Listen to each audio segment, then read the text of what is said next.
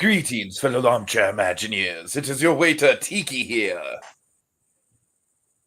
And your fellow staff or whoever, Monkey. You're the bartender. Damn it. Okay, Hey, good. Yeah, I've played a Monkey, bartender before. can I get a club soda? Do you mean ice? I was hoping that you'd come back with, I'm sorry, sir, we only serve sauce de pavillon. I've only seen this movie like twice over the last, I maybe know. not even Well, 48 hours. I have to get that in my mind because I have like all these different That's memes fair. about this movie. The whole "I'm sorry, sir, we only serve sauce de pavillon" is like one of the big memes. You didn't even give me a proper lead-in for, and I mean ice, so that's on me. All I want is a club soda. Like, Betty, whoa, what are you doing here? You still got it. Oh God. All right, so Monkey, this is like literally years in the making. We have talked about doing a podcast for this movie for a long time, and we're finally doing it at long last. All right. So I look forward to now that we're reviving things, old ideas. I'm glad that we're finally going to see Hipster Donald's Chronological Quest Episode 2. If I had the mask, I'd be down, honestly. Can't you just totally picture Hipster Donald in Andre's place? Maybe I should just get another Donald Duck mask. Yeah. I'm actually gonna find our character. Oh my God. I'm literally gonna look up Donald Duck masks. Esoteric in jokes. All right. So would you like to know some of my background on this? I know you probably know some of it, but oh, absolutely. Go ahead. Maybe I don't know as much as, or maybe I've forgotten. I tell our viewers there is some pretty juicy stuff here with the backstory. So this is what my grandparents consistently brought up to me as a child was the worst movie that they have ever seen. When I was a child, they would consistently bring this up to me, and they consistently like recount the experience they had going to see it in 1981. I assume in like a theater full of college stoners who were like totally in on this. And, all the college kids were like totally wrapped up in it. It got a standing ovation at the end.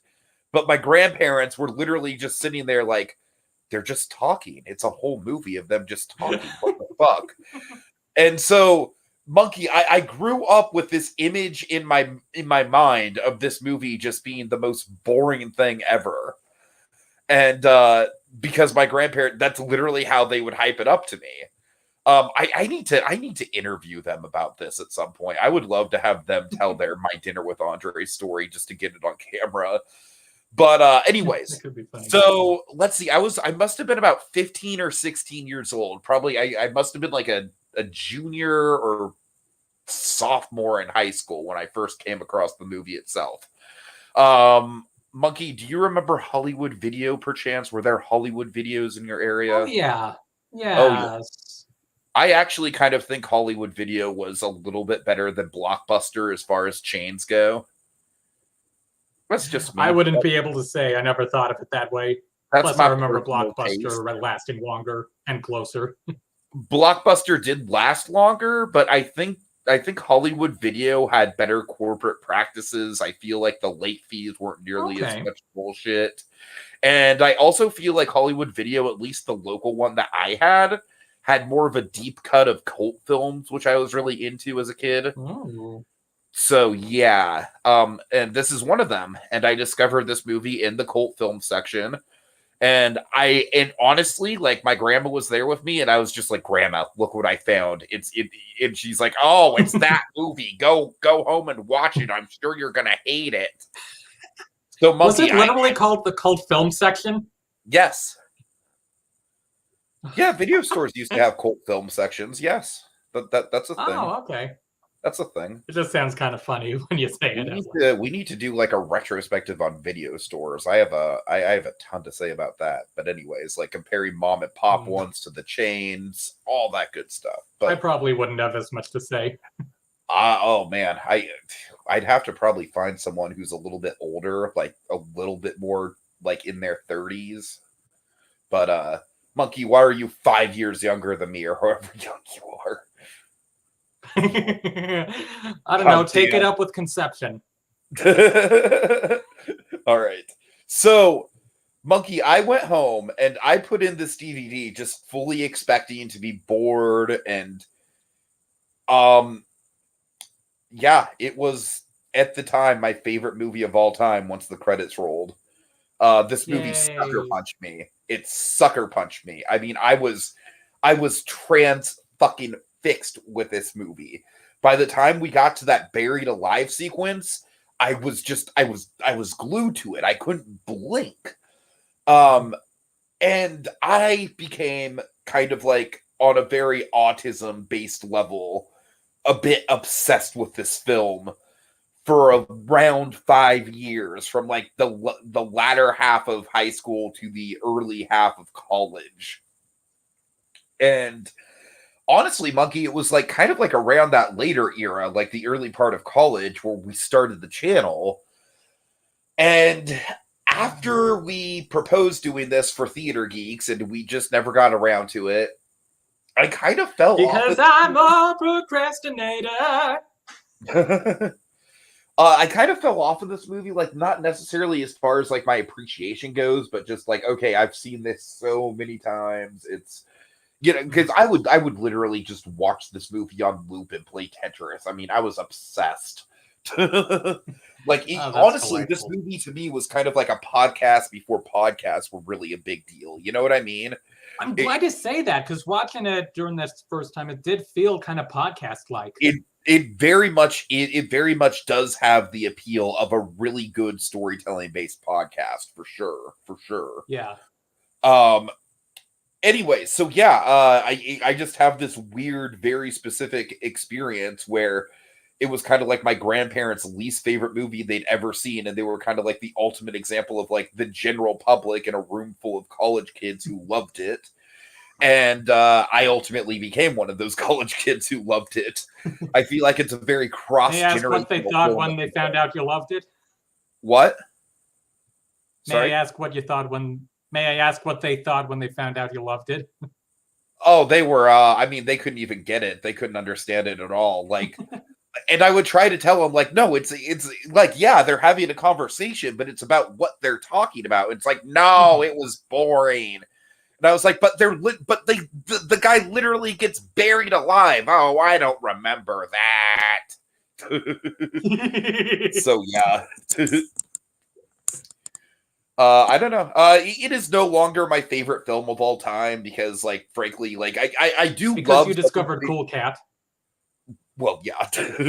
I do love some of the visual language in this movie. I love its use of slow zooms and close-ups and mirrors. But, you know, it's like, I really, you know, obviously it is like kind of like a podcast movie in that regard. If I were to pick a favorite movie of all time, which at this point, I don't even know where I would go, dude. I don't even know where I would go. Like, probably Jurassic Park, maybe, which is like a boring answer for me. But, you know, the heart wants what the heart wants.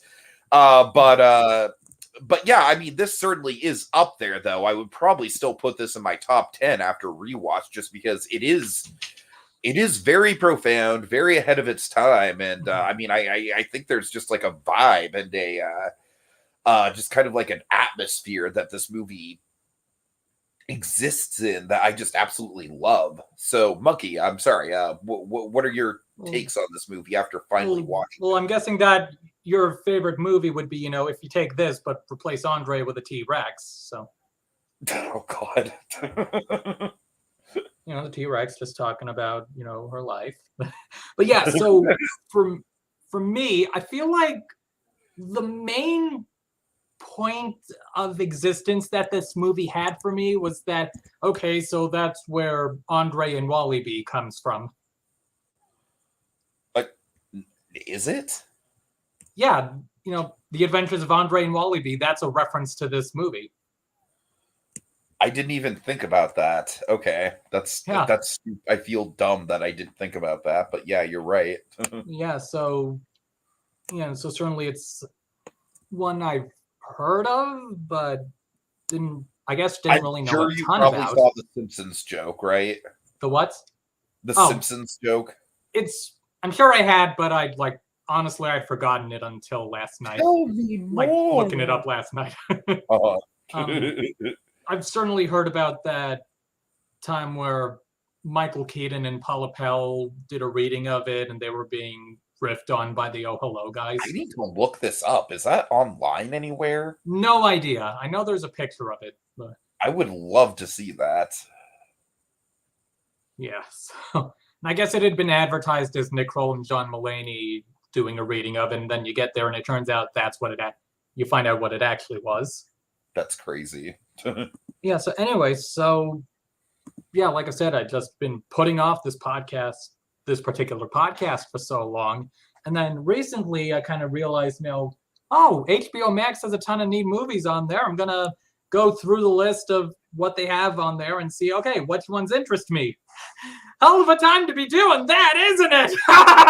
Okay, you do realize that this movie has been up on YouTube literally the whole time? No, I had not realized that. And not even in shitty quality either. Just you type My Dinner with Andre, multiple copies come up that are just like literally like rips of the Criterion Collection version. I could have watched it this whole time, and here we are all these years later. That's great. But yeah, so I saw that this was one of the movies available. I'm like, oh, Tiki, look what's here.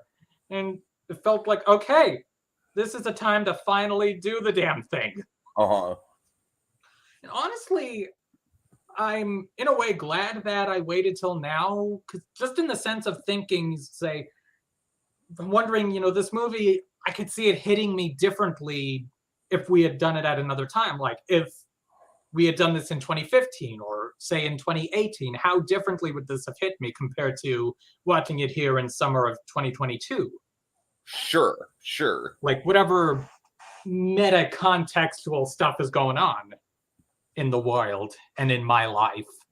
It's like there are certainly some little things in there that, and like some of the stuff Andre mentions, that reminds me of little bits from my theater degree education. And now some of the stuff being talked about now is like, okay, how does this fit into my current life and how this current situation of our world may be affecting it?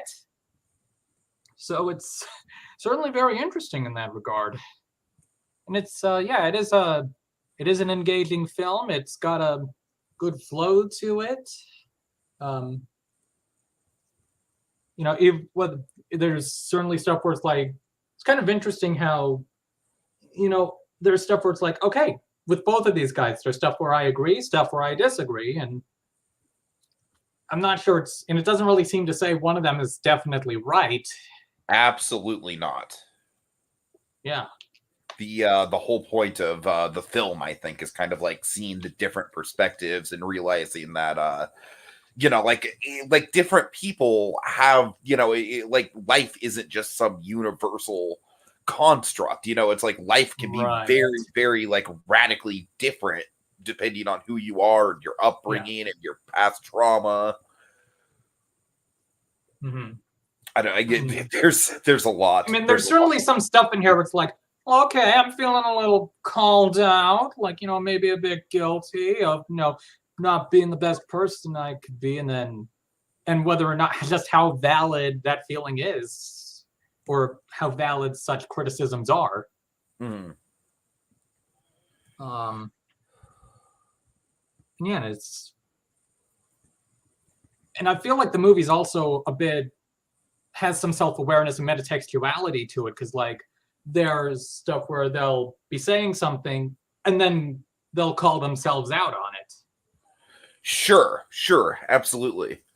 Yeah, a couple notes on that. I feel like of course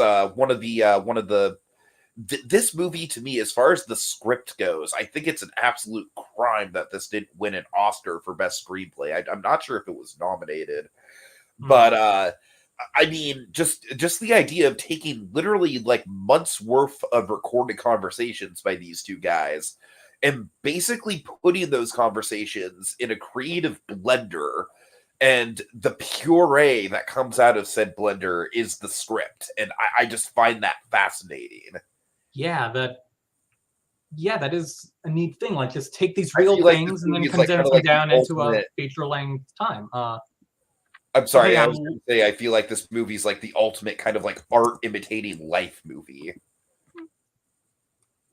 yeah, I'm seeing like it's not. I'm looking on. Yeah, it didn't seem to get any screenplay nominations in there. Let's see. Screenplay written directly for the screen went to Chariots of Fire. Screenplay based on material from another medium went to On Golden Pond. Yeah. I don't know. I mean, I certainly think this script is one of the most. Anyways, I could go on about that. Yeah, not just blending it down into this length, but also managing to do it really seamlessly. Uh-huh. And that extends to the filmmaking as well, because they filmed this over 2 weeks, and it does feel like real time. Oh, it does, absolutely. And also, like, speaking of just from a script perspective, like, I guess because of the nature of how this film is like physically set up, it feels like it did kind of make me feel like, yeah, it does feel like a play. And I'm like picturing the cue marks in the stage manager script. Like, okay, on this line, we have the cue for moving the camera, a cue for somebody in the background moves on this line, we cut to a different shot on this line. And that's right, for that's sure. a neat little feeling. There's a couple things. Yeah, it's definitely based in the like it for sure could be a play. I'm honestly surprised that there aren't more theatrical adaptations of it. I think it would work really well as a play. And then also I think like if you really think about it, the length of the movie, basically outside of that one bit we get kind of like the sort of like pseudo documentary opening narration of Wally on the Streets. Wally on the Streets. It's my new hip hop album. I'm sorry. God. I was thinking Billy Eichner, but but yeah, if I may also just throwing it out there while I have the chance. I think my favorite moment in this might be, or at least my favorite shot in this has to be that one of him at the subway station. You mean where the train's going by? Yeah. The angle of it, the damn length of that train. For sure. Amazing. For sure. That is a very memorable shot. Yeah, very, very quintessential, like 1980s New York. And then, anyways, but what I was saying is, once Wally gets into the restaurant, the film essentially runs in real time. Where it's like, if you think about it, absolutely, it essentially does take about an hour and a half for a proper like fancy meal. That I feel like that's a pretty generous like estimation.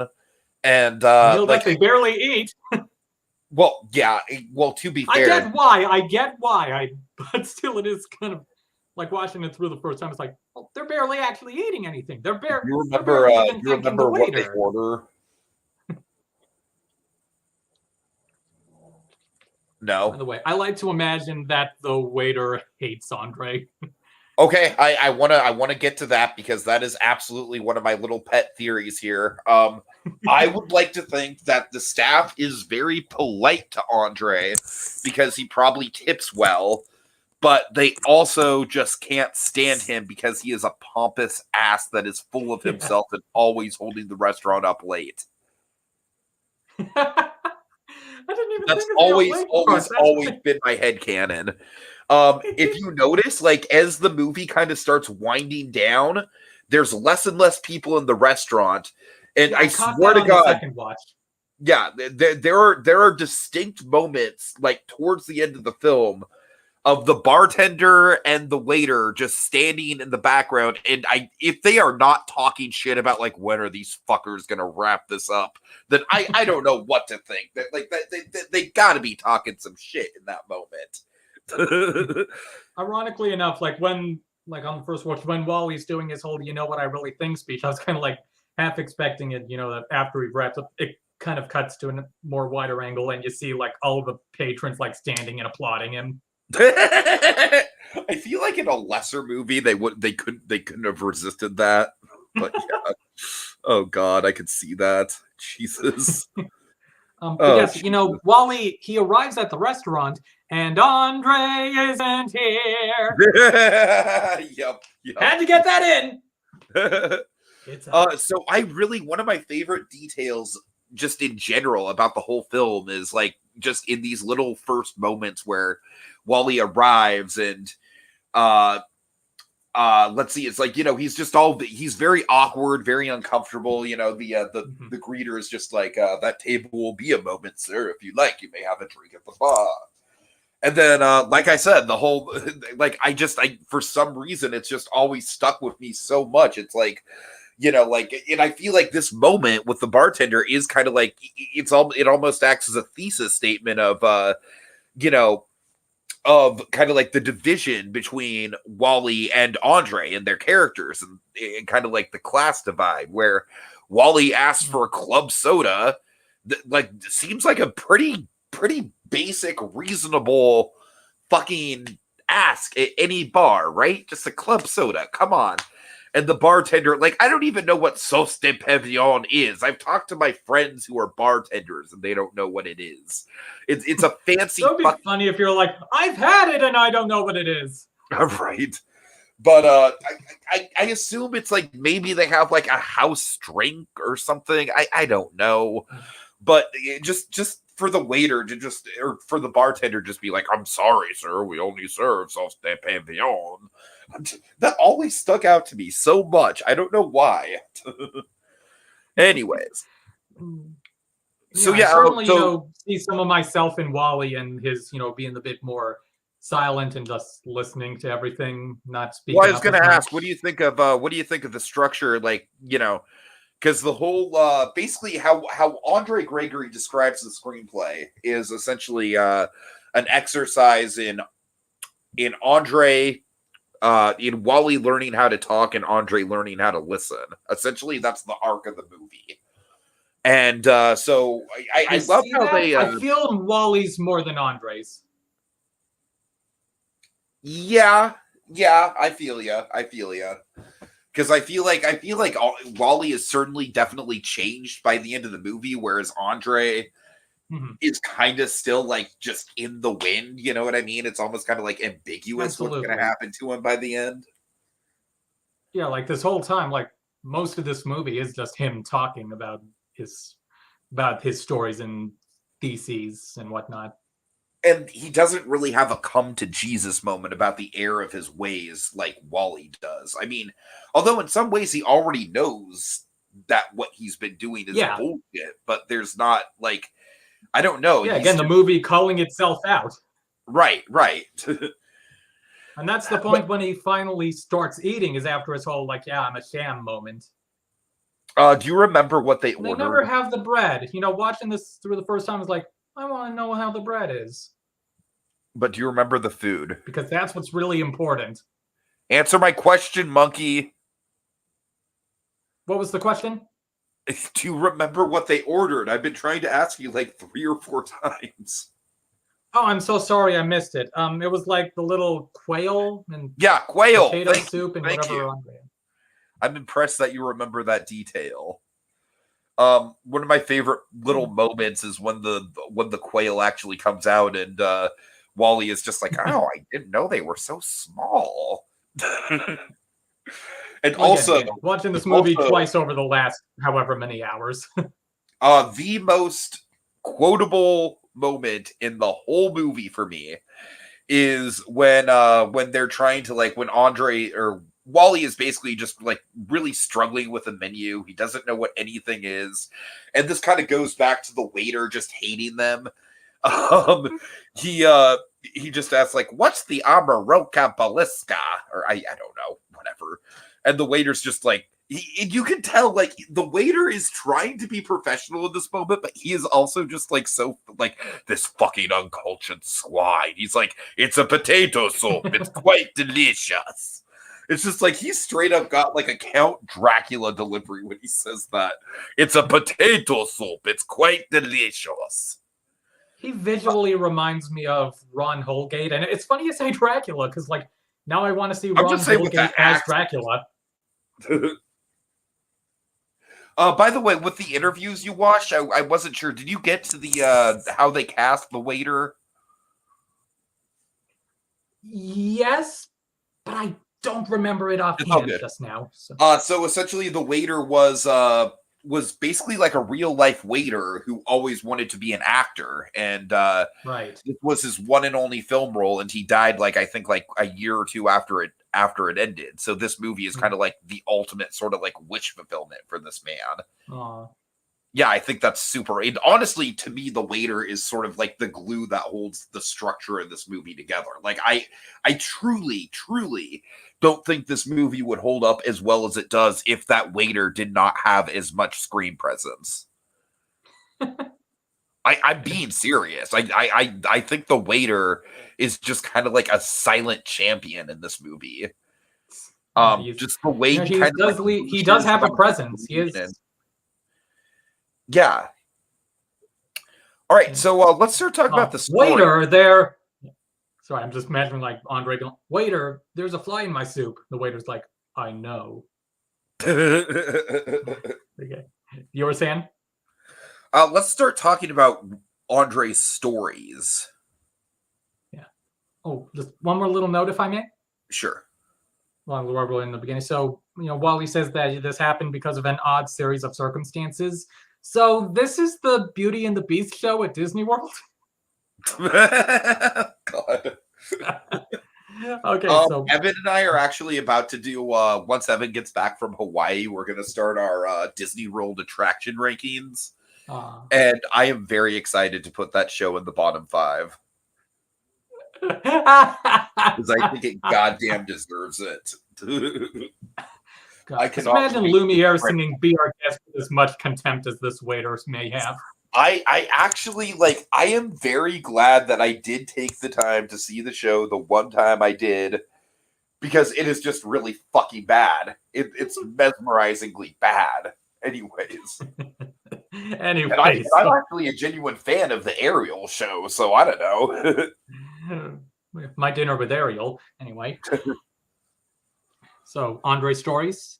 Yes. So I want to talk about kind of like the Alice in Wonderland structure of like kind of like the down the rabbit hole.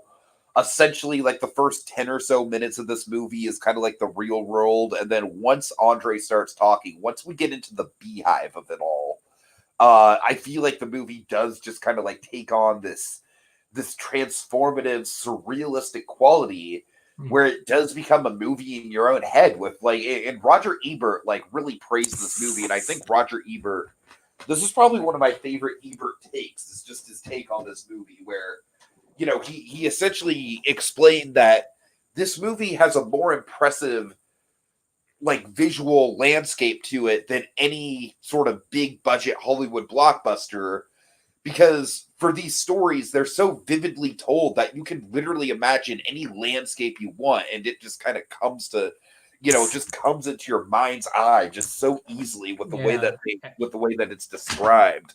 Absolutely, like that was something in one of those interviews about how this movie is activating the imaginations of the audience by just talking about these locations, which I love and which I've always been fascinated with.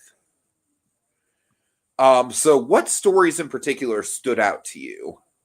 I guess maybe some of the stuff about like, say, doing like not acting exercises, but the sort of improvisation type things with the people in Poland, or like the beehive, or obviously the buried alive stories. Like it's like in the former case, it kind of reminded me of an acting professor I had in college about how how he does things like acting things or classes, whatnot, in other parts of the world. So stuff that came to mind. Or he mentioned there's a point in this where Andre mentioned something about how it's like these people are getting to be like children again. Yeah, right. And we did a thing in class one time where it's like we spent a period of the class just kind of like pretending like we were like, say, 4 years old or whatever, and exploring the room and each other. So taking things from my own life and putting them in the context of the thing as reference. Hey. And also, like, and as for the buried alive story, that whole death exercise, it's like, well, on one hand, what happened to those pictures? To the naked pictures, God. where are they? I'm concerned I about never that. even thought about that. Oh God. And also, like, this story's like, holy shit, this is freaking horrifying. Like, I see how it's like, okay, some sort of appreciate life, celebrate life thing, but on the other hand, do we have to go to these like McCamey Manor levels to do that? I think the difference with McCaney Manor is that, like, I think what makes the Buried Alive story so effective for me is that, yes, it is horrifying. And like I said, I vividly remember the first time I saw the sequence, like, I couldn't even breathe. I was just hanging on every word. But what I really do think makes the sequence, like, as memorable as it is the fact that, like, as Andre wraps up the story, he does explain how, like, he does get resurrected out of the grave, and they have this, and it ultimately does become this big positive spiritual experience with the bonfire and everything. And to me, on rewatch, when you, because obviously the first time you're hearing about that Buried Alive story, I think fear is kind of like the natural instinct. But on rewatch, for me, when I listen to the Buried Alive story, I kind of think of it more as like, would I have the gumption to put myself through it if I knew the people on the other side actually did have my best interests at heart? Yeah. And I think that moment in the film really does become kind of like the ultimate threshold of, like, like I think after that moment, obviously, like Andre says himself, like, that was it. I realized I don't want to do this anymore. Yeah. And in fairness, I'm using McCamey Manor as like a surface level reference or analogy. Sure. I said, totally, I think and you're absolutely right about the. Sorry. Huh? I think the only difference you're with absolutely McCamey Manor is the fact that obviously the guy who runs McCamey Manor is a fucking psychopath, whereas these people seem to be more just like eccentric hippies.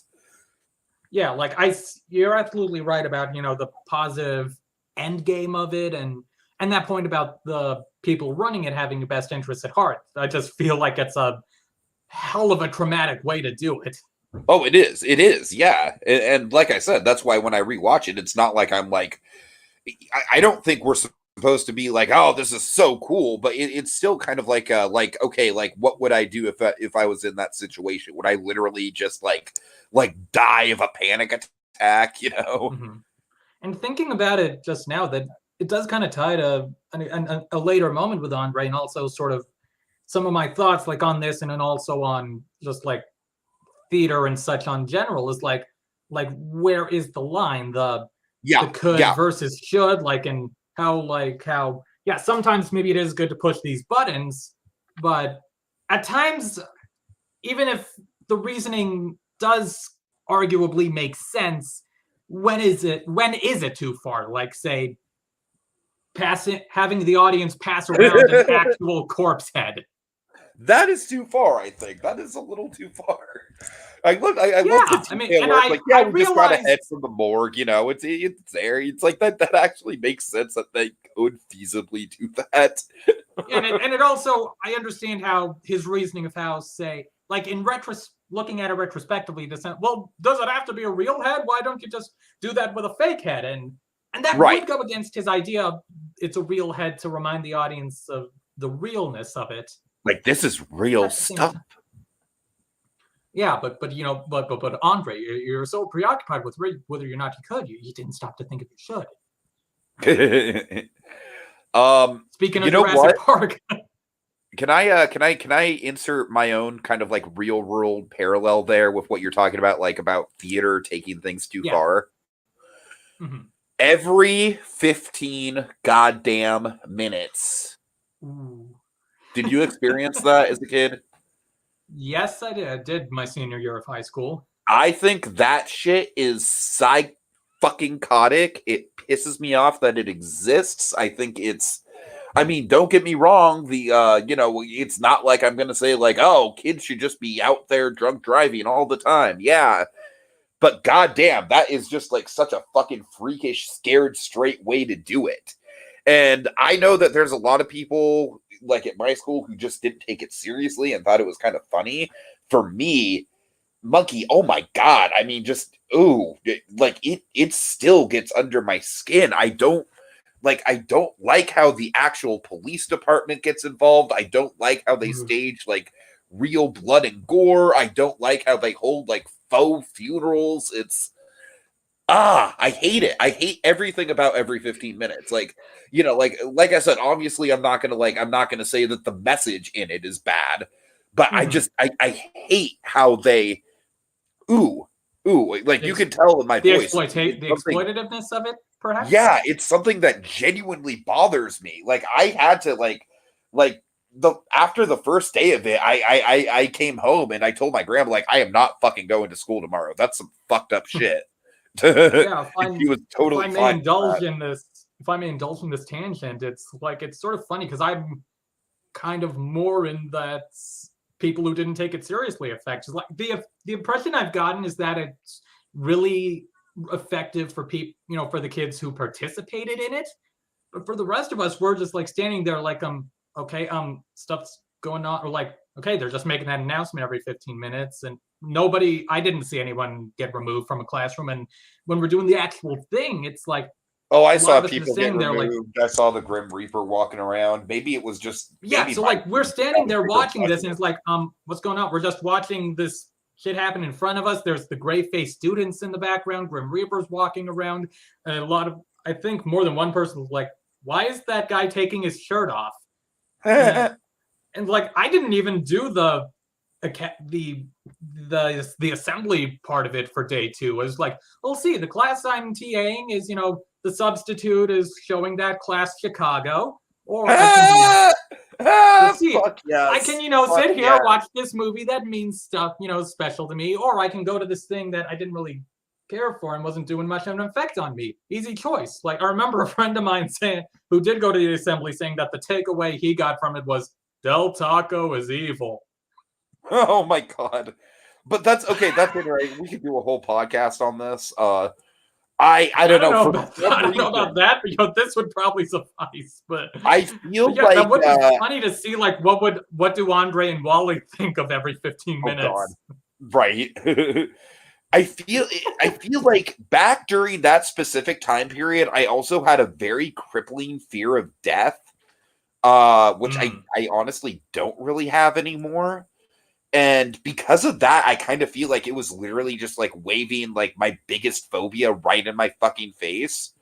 So yeah, anyways, and just kind of tying it a bit more directly, slightly drawing it, but a little more tangibly connected to the Andre head thing is that, I remember in a theater today class, like at some point it being brought up, like, is like what would be the purpose of, say, killing a live pig on stage? And one of the students said, why not? I didn't voice my opinion on this, but I remember that really pissed me god off. Yeah, oh man, I'm sure you had thoughts. Oh Jesus. I have it's just like, we're not fucking Satanists, people. Jesus Christ, calm down now. Yep. No, seriously, that's fucking ridiculous that it'd go that far.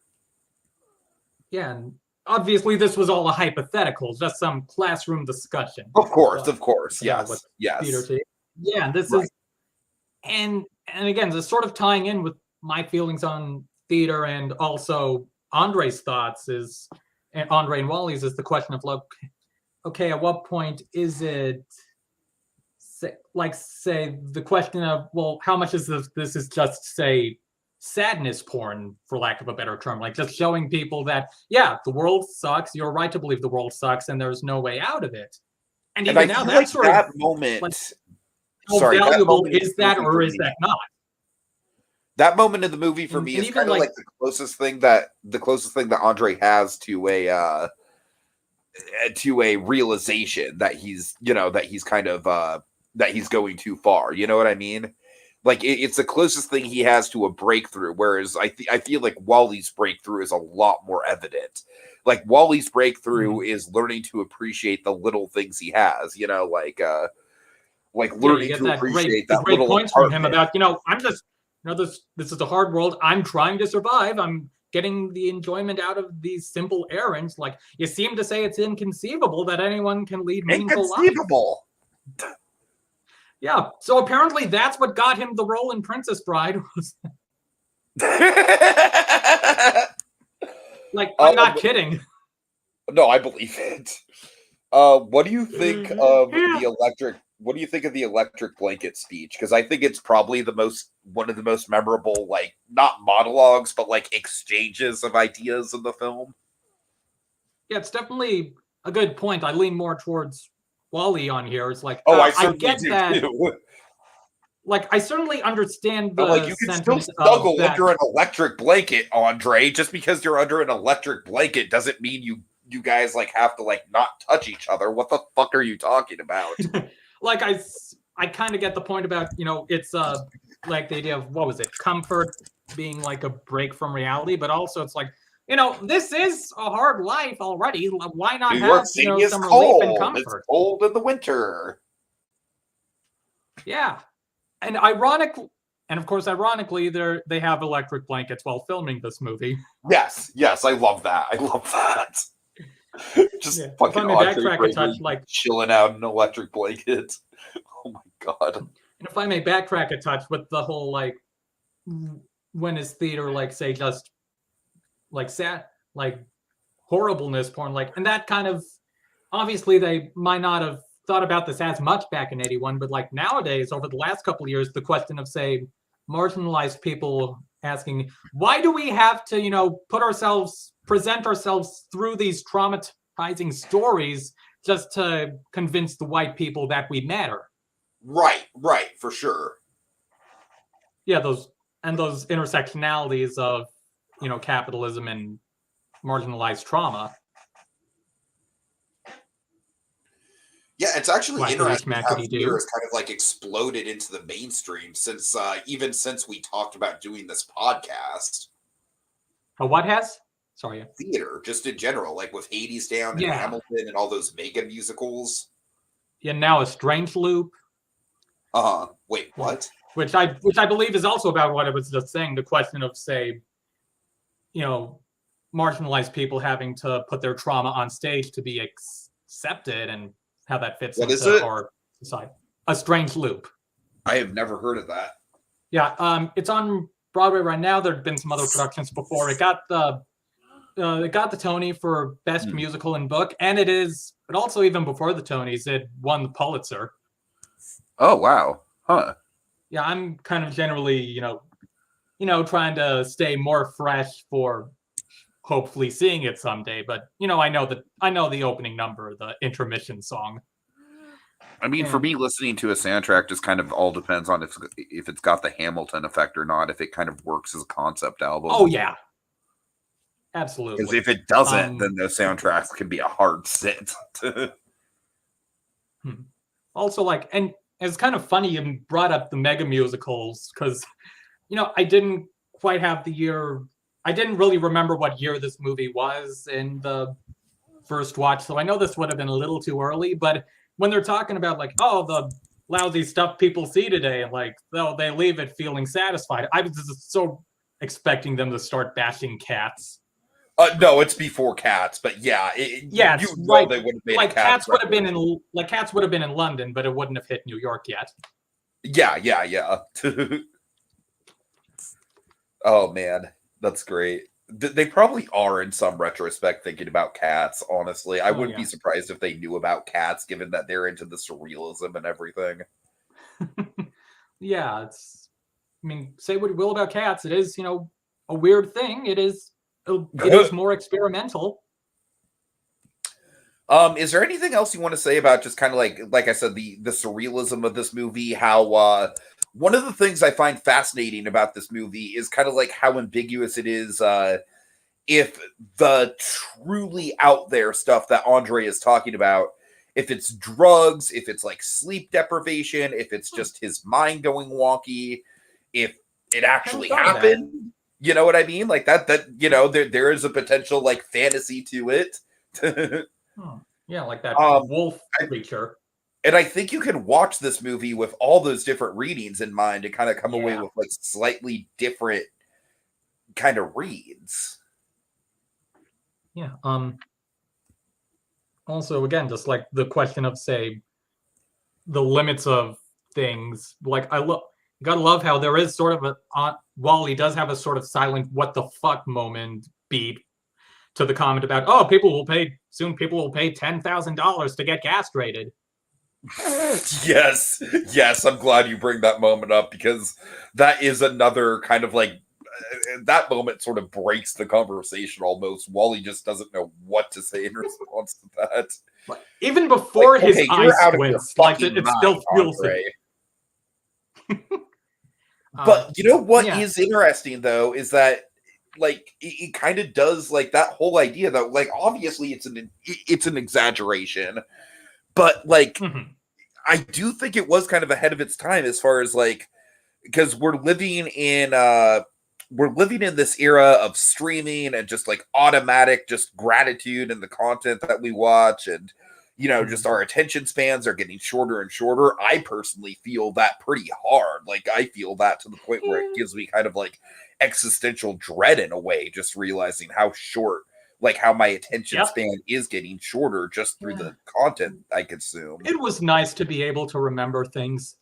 I mean, do you remember books? Books. You know what? Let's go back to that later. So okay, let's put a pin in that. And yeah, and even I've again ahead of its time, like Andre mentions that the one guy Andre mentions essentially does a social media purge. Oh, right, yeah, to Grotowski.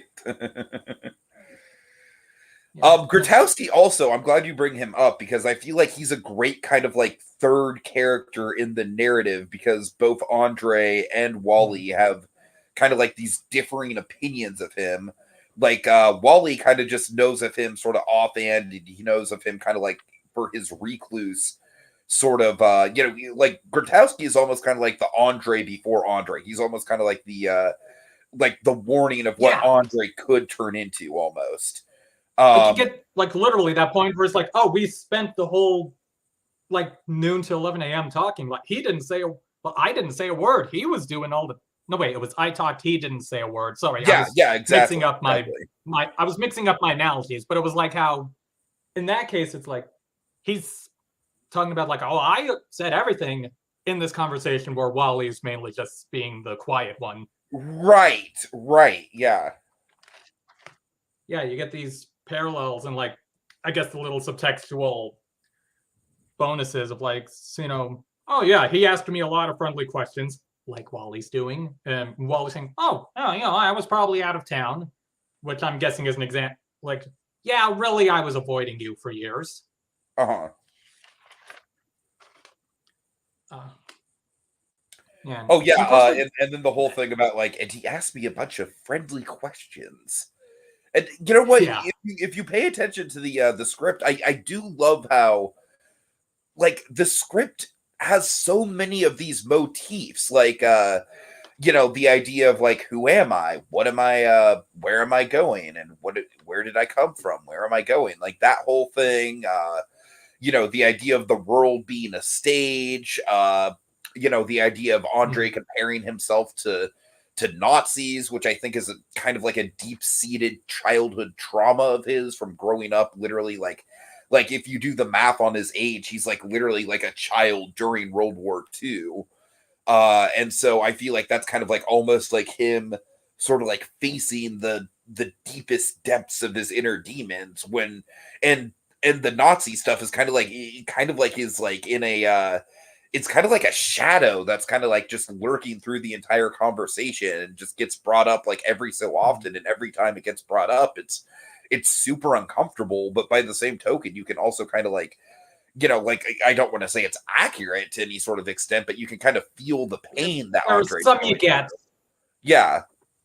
some that are more you get more than others. Like sure, I know there's certainly one or two where I'm a bit more of an eye roll, like, Right.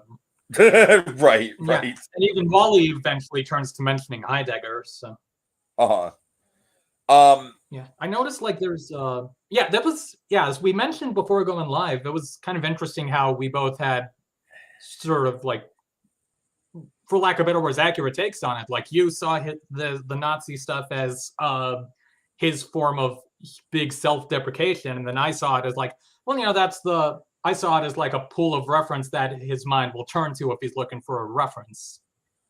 Right. And I think that is valid, but I think I don't know. I do think, like I said, I think the childhood trauma thing is probably the most accurate case here. Like it's probably like inherited trauma almost. Right. I noticed like it seems kind of like Andre both has these nihilistic traits, but also recognizes the downsides of them. Like say his whole, like say the stuff about like, oh, New York's a concentration camp, and our lives are, we live our lives poorly and can't find meaning. But at the same time, he also realizes that, just doing, what was it? Doing the plays that highlight our shit world can be counterintuitive. It's not really going to be helpful. It may not be helpful. Mm-hmm. All right. Let's see. What other directions do you want to explore here? I guess mentioning, I found it interesting to mention Brecht and how that ties the idea of like, oh, we're just performing. We're not really doing things. We're just doing it mechanically. Because admittedly, this is more of I haven't seen this that much in practice, but hearing about Brecht and his alienation theory, like even just in learning about it, it feels like a pretentious thing to do. Like, we're gonna separate the audience. We're gonna make the audience feel alienated, so they don't actually engage with the characters. They're just observing, which feels apropos. You know what? The one time in performance art I can think of where that actually worked. Yeah. And this isn't even a play; it's more of a concert. Pink Floyd's The Wall. Because what they did there is they would start the show like by literally performing behind like a wall would like literally separate, just like this massive wall, that covered the whole stage, would separate the audience and the band. And then as the show went on, different bricks in the wall would start to come down until like kind of like in the grand climax you see the band. Like I think that works if you actually have like kind of like an arc to it. But if you're just doing I've used this. Go on. Go ahead. Okay, I've used this. Okay, let's just watch this as an observer thing. I applied that to Nightmare Before Christmas once, and it did help the film feel less routine that time. Right. Like I see that. Like, okay, like halfway through, it's like, okay, I know I've seen this so much, it's gotten the routine feeling. You know what I'm gonna do? I'm just gonna go Brechtian and watch this, observe it as a study on obsession, the effects of obsession. I mean, that's valid. Yeah. Yeah, so any other things, certainly, and again, just I understand what Andre's talking about, how his work is this sort of, theater exercise running guy, like makes him, sort of a doctor, therapist, priest. But I'm not a doctor, therapist, priest. Right. Yeah, and that's certainly a certain acting teacher thing that I can remember. And of course, we got to talk Little Prince. Oh yeah, okay. So, have you ever read Little Prince? What? Have you read it? Yes, and actually tying it back to the theater of it all, my theatrical life, whatever voice that was, because this one class I took, the movement class, we had to read Little Prince. Okay. And yeah, at the time, like reading it, I had not read it before, and I loved it. And so when they brought it up in this movie, it's like, well, okay, I definitely got to reread it before going into this podcast. And yeah, and I don't think I felt as strongly as I did before, but there's still some, really poignant themes in there as it gets towards the end. and I wasn't really feeling or grasping Andre's thesis that like, oh, the book, oh, it feels fascistic, like something the SS would love, and Yeah, I that was maybe I feel like that was a super awkward moment, like intentionally. Like I feel like when the camera zooms in on Wally, he really doesn't know what to make of it, and he kind of like awkwardly. maybe someone can explain it, but it is sort of ironic since what the book ends up getting at is like how we ascribe meaning to things, which feels relevant here. Like, say you look, like what makes it so special to look at the stars, like, or what makes a rose so special, or an animal or a friend that you like. And fittingly enough, there was a version of Little Prince on Broadway earlier this year. Oh, really? That's funny. Yeah, was it? Just basing it on Wiki. It's a theatrical production, features dance, circus arts, video production, and acrobatics. The adaptation of it began in 2018. It ran in Paris, Dubai, and Sydney before arriving on Broadway in spring 22. And so I don't remember what the supposed closing date was supposed to be, but the idea was that for Broadway, it would open in March and run through August. So like now. It closed at the beginning. It closed in early May. Like literally 3 months ago to the day, I guess. So it's sort of funny to think of that. Like they're questioning, okay, what theater is? And in the middle of it, we do have a stage adaptation of Little Prince that played New York just recently, and let alone what didn't do that well. Yeah, and the Little Prince thing really is kind of like the a crux of the. I mean, I feel like it's kind of like a running theme of the stories he's telling, you know, because that runs through like his expedition to India and the Saharas, and you know, and meeting up with. Yeah, he mentions like hearing a voice say "Little." He mentions like, "I just heard a voice say Little Prince," and that is like similar to how the Little Prince appears in the story, like makes his first appearance. Right. I feel like a lot of that stuff. Go ahead. Yeah, and what you were saying before about like, oh, do you remember books? Because like, and reading it today, maybe it's just because like, okay, this was a thing I've read before, but yeah, it was a little harder to actually say just take the whole thing in as opposed to just, you know, reading through the words. Like, yeah, this thing I read before, okay, haven't read it in a long time. Let's see how it was. Again, a little reminder. And, you know, for the podcast I'm doing tonight. And yeah, I guess I'll maybe like, okay, I didn't really take a moment before to be like, okay, I'm going to read a book. Let's go into book reading mode. No, I mean, for me, it's straight up disturbing how difficult, like when I was in high school and when I was in middle school, I would just get like totally just like absorbed in a book, you know, like where it's like my whole world would just kind of melt away. And now it's like I've tried, you know, and I can't. There's such a disconnect there. And honestly, like I blame YouTube and I blame modern social media, and I don't even engage with TikTok at all because frankly, I don't. You know, YouTube is short form enough content for me to fry my brain. I don't need 15-second videos, wherever long TikTok videos last. I probably sound like a totally ancient old man now talking about TikTok. Tiki talk? But you know what I mean? It's like YouTube is almost like kind of practically considered like, oh, that's the old site. And it's like, but even then, like even the effect that YouTube has had on me, like I can barely even fucking finish movies anymore because of YouTube. And YouTube is a great platform and a great resource. And I feel like I love a lot of the creators that are on this website. But man, you know, just like the endless hours that I spend just scrolling and queuing up videos. Of course, Monkey, of course, this podcast in particular would get us to like wax poetic and mull over our own lives. Yeah.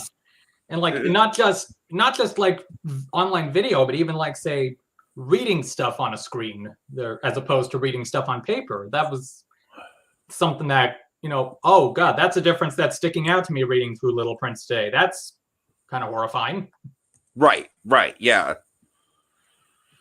God, going back to Great Comet, hours at a time, hours at my screen. Right. For all we know, maybe some stuff is more appealing than others. Like say it might be easier to read one of my, Untold Stories of Broadway books than, which is unfortunate because Little Prince is a pretty good one. I do recommend it. Yeah. And no, but honestly, for me, like I've bought a few really interesting nonfiction books over the years. Like I have one that's just like a collection of stories from Jaws the Ride cast members. And like awesome. I've barely touched it though. It's like it's distressing. I really need to get back into that. Anyways. Yeah, like I have all 3 books in the Proof trilogy. I never actually got around to finishing them. Yeah. Or held a Jack Lindquist book if we're going less dark.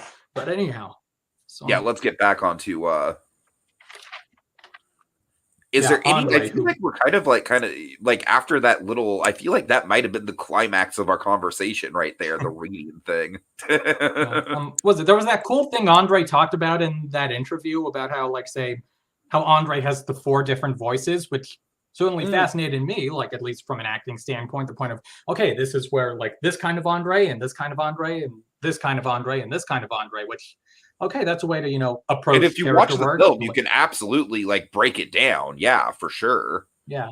And yet they still come together as a whole. They do, absolutely. Yeah. I don't know what, maybe in my mind, I had just imagined Andre being like some sort of, I don't know, Ian McKellen or type or something. And then that's fair. That's fair. He looks kind of like John Cleese mixed with Don Adams. Now, what did I think about the sound of his voice? Like a little Steve Buscemi in there. The vibe he gives me is that, if I may, again, esoteric reference, but the vibe I get is that one-off Mad About You character who said that who moose meant homos. Oh God. It makes sense if you know the reference. Do you think maybe there's kind of like a Gatsby quality to it with kind of like, because Andre does not get introduced until about 10 minutes into the film, and they do kind of build up a little bit of mystery. And with Gatsby, I feel like it is kind of like the same thing, where Gatsby to me, like, I don't know, I will still kindly suck that book's dick. I don't care. I know that book is overplayed, but it's still just just amazingly well written and tight and just such a tight narrative. But my dinner with Andre went a lot better than my swim with Gatsby. So yes. But the way that Gatsby is introduced in that book, he's not introduced until 3 or 4 chapters in, but he is teased at, and when he is teased, we don't really get a good picture of him. We almost kind of get speculations, and the speculation we get is kind of this kind of eccentric hermit recluse. And then we get that introduction to him, which to this day is still one of the most mind-blowing couple of paragraphs I've ever read in fiction. The description of his smile, and it's just all of a sudden all your preconceived notions of Gatsby are just kind of blown out the window. I still just vividly remember that, just kind of okay, what is this? This is not who I was expecting this Gatsby person to be. Yeah, I'll be sure to send you some of those satirical Gatsby comics I saw years ago. Oh God. I've again, a little jokingly, that bit towards the end where Andre's talking about how his family was being annoying. You almost sort of half expect this late hour twist to that he had killed them earlier that day. That what? That Andre had killed his family earlier that day. That's crazy. Jesus Christ. Late hour twist. Yeah, okay, you know what's actually really funny about that? And this is kind of part of the sound design that I was trying to bring up but couldn't find a good way to. But so there we go. Good transition.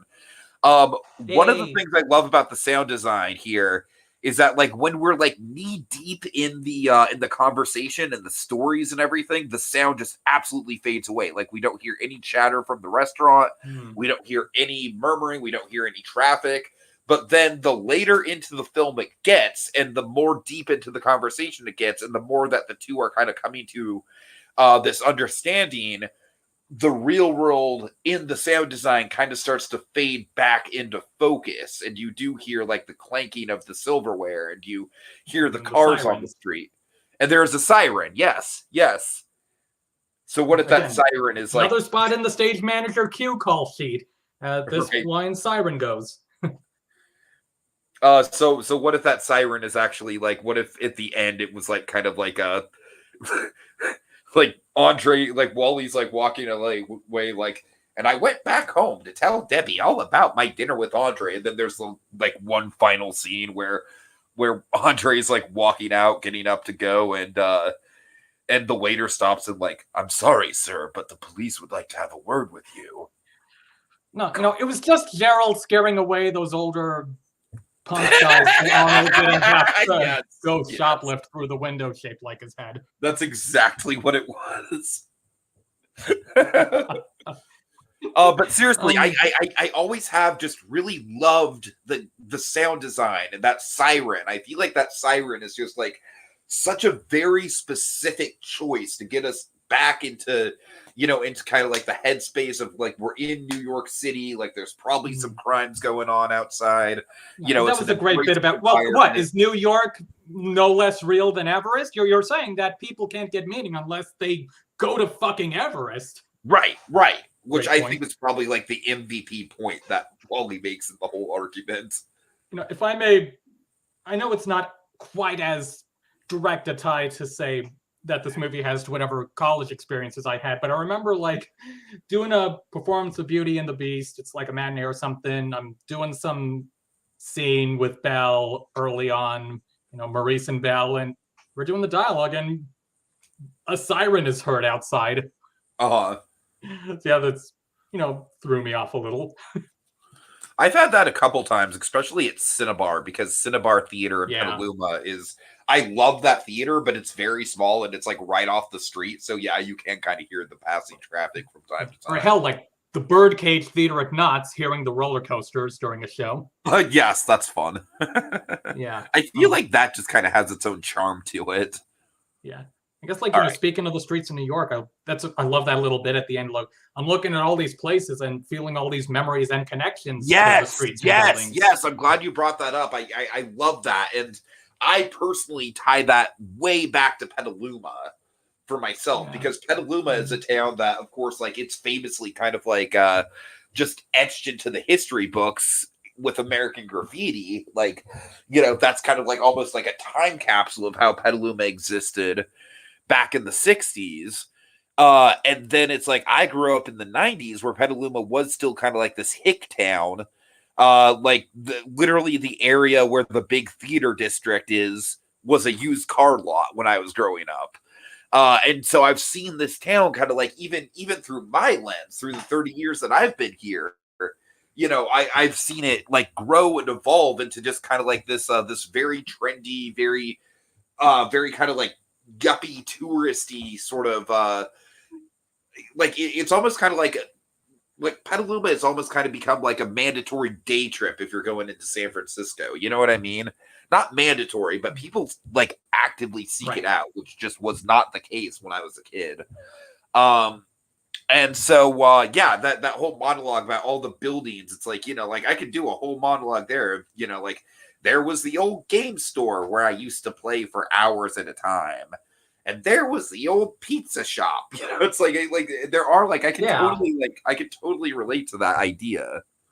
Yeah, I guess like the ghosts of our pasts in these pieces of architecture. Like totally. Let's say like, oh, I'm coming up to this place I like. Here's that one little landmark. Oh, it's cool to be here. Like, or again, tying it back to New York, say just like the sites on whatever little sites on the drive from JFK into the theater district is like, okay, there's like those houses or like this part of the route or that building, though, or that big cemeteries, like all these little things that have become a familiar sight. You know what? I feel that I feel that in kind of like the drive from John Wayne Airport to Disneyland. Yeah. Yeah, you could say that's probably a general thing with driving places that, like, oh, there's that thing that I'm excited to see. You know what's actually funny that you bring it up is I'm actually kind of going to be experiencing that very soon because I'm doing that Santa Cruz trip and I haven't been there in like over a decade. And one of the best parts about Santa Cruz is the drive up there along Highway 1 with the ocean and everything. So I'm very excited to do that. Anyways, Monkey, I feel like this is a pretty decent place to end things out, unless you have any final thoughts.